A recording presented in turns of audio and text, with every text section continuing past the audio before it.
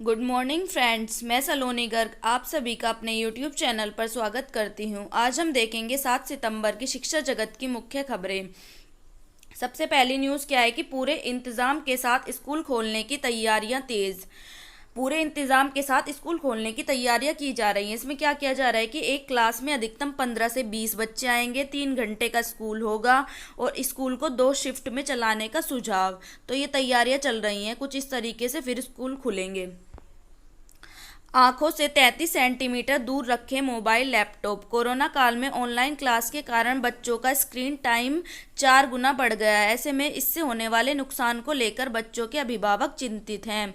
AIIMS के नेत्ररोग विशेषज्ञ बताते हैं कि कुछ उपायों से इसके दुष्प्रभाव को काफ़ी हद तक कम किया जा सकता है। सबसे ज़रूरी ये है कि मोबाइल, लैपटॉप और टैबलेट को आंखों से कम 33 सेंटीमीटर यानी करीब 13 इंच दूर रखें। 27 लाख अभ्यर्थियों को था भर्ती परीक्षा का इंतजार।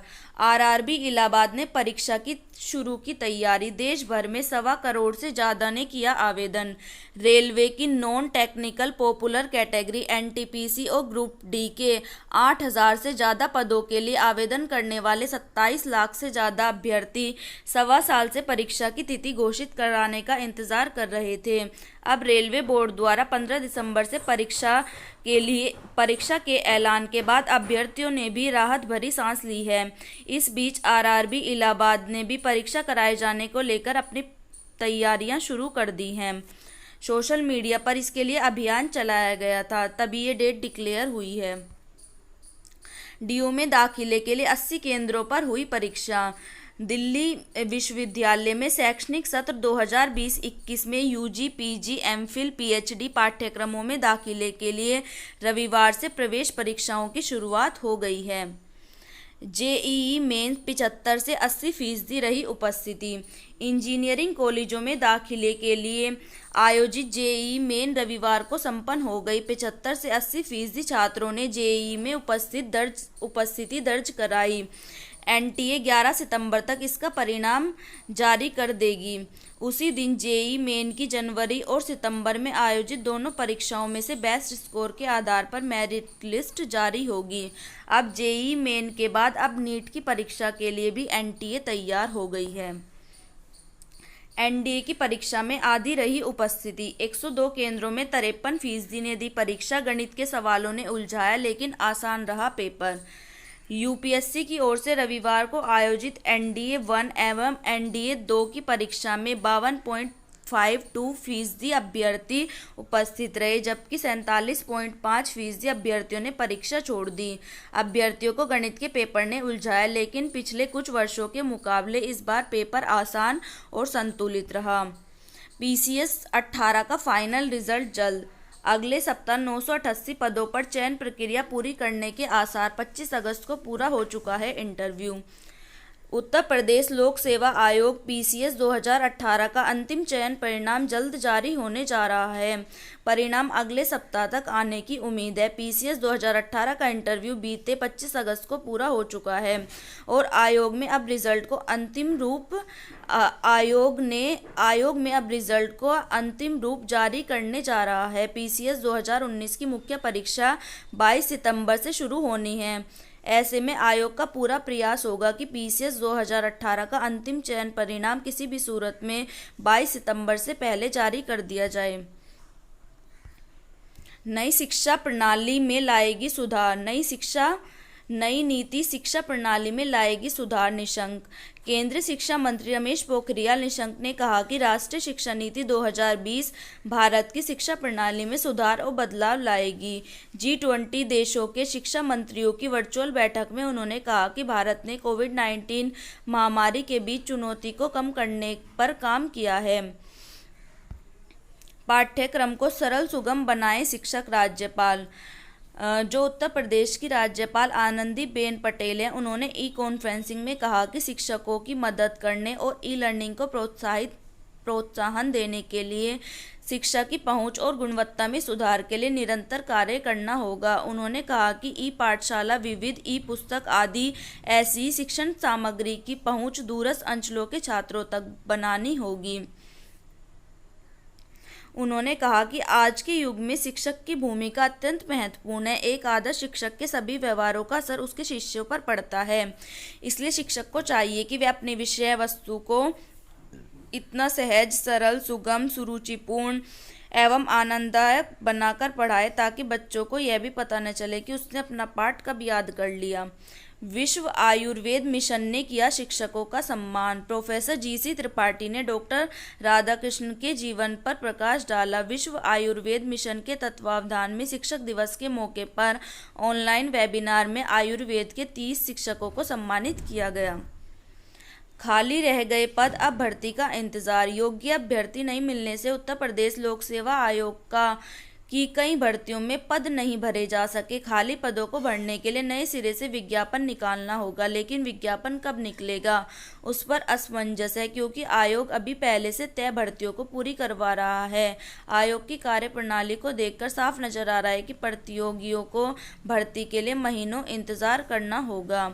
लोक सेवा आयोग ने जनवरी 2020 में अभी तक कई रिजल्ट जारी किए हैं, जिसमें योग्य अभ्यर्थी न मिलने से काफ़ी पद खाली रह गए। एलटी ग्रेड 2018, जेई चिकित्सा अधिकारी, डेंटल सर्जन, डाइट प्रवक्ता जैसे काफ़ी पद खाली रह गए हैं, जबकि हर भर्ती में अपेक्षा से काफ़ी अधिक आवेदन हुए थे। 12 लाख से अधिक आवेदन का अनुमान। प्रदेश भर के 4500 से अधिक सहायता प्राप्त माध्यमिक विद्यालयों में प्रशिक्षित स्नातक, टीजीटी और पीजीटी के रिक्त 16,000 से अधिक पदों पर शुरू होने जा रही भर्ती में 12 लाख से अधिक अभ्यर्थियों के आवेदन होने का अनुमान है।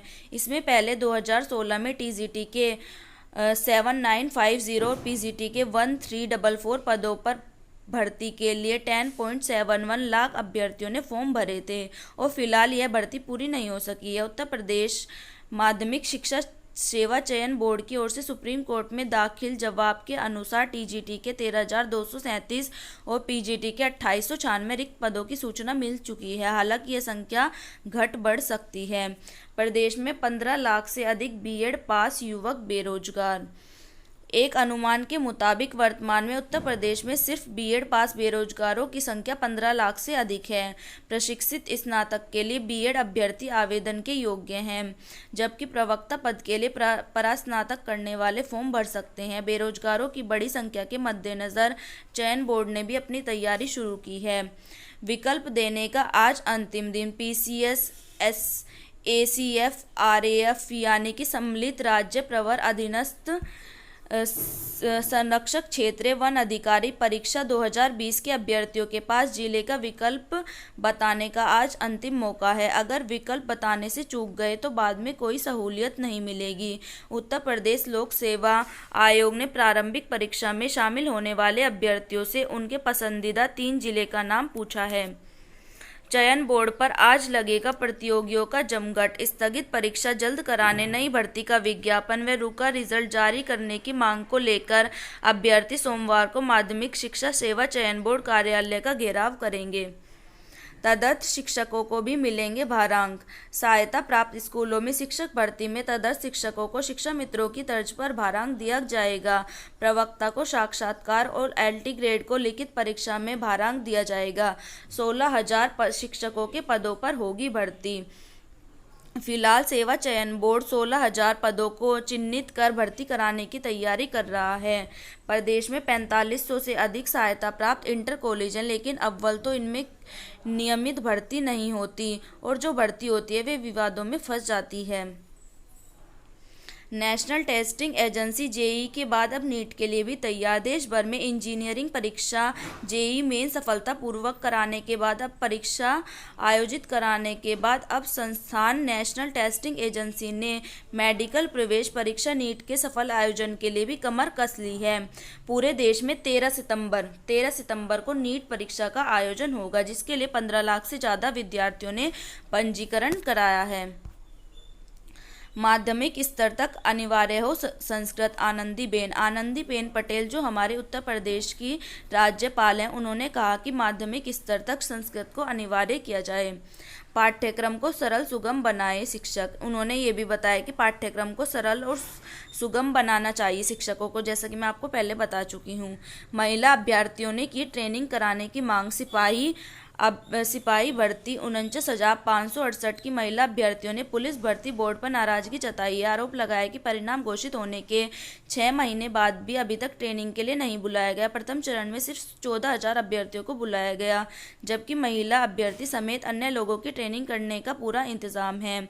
अभ्यर्थियों ने बताया कि वर्ष 2018 में पुलिस सिपाही के 49,568 पदों पर भर्ती के लिए आवेदन लिए गए थे, जिसकी परीक्षा 27 व 28 जनवरी 2019 को हुई। उसके बाद भर्ती का अंतिम चयन परिणाम 2 मार्च 2020 को जारी किया गया। 6 माह बाद अब सूचना जारी हुई है कि 7 सितंबर 2020 को 14,000 अभ्यर्थियों को चिकित्सक परिणाम के लिए बुलाया गया, जिसमें 13,262 पुरुष अभ्यर्थी व कुल 738 महिला अभ्यर्थी हैं, जबकि यूपी में 15 से ज़्यादा महिला ट्रेनिंग सेंटर हैं तथा उनमें 4425 महिला अभ्यर्थी एक साथ प्रशिक्षण ले सकती हैं। उन्होंने आरोप लगाया महिला अभ्यर्थियों ने कि एक तरफ तो लड़के व लड़कियों को एक समान मानते हैं और जब नौकरी या भर्ती की बात आती है तो इस तरह का लैंगिक भेदभाव हो रहा है। महिला अभ्यर्थियों ने जल्द मेडिकल और ट्रेनिंग की मांग की है। तो ये थी आज की शिक्षा जगत की मुख्य खबरें। शिक्षा जगत की मुख्य खबरें से जुड़ने के लिए मेरे चैनल को सब्सक्राइब करना न भूलें। धन्यवाद।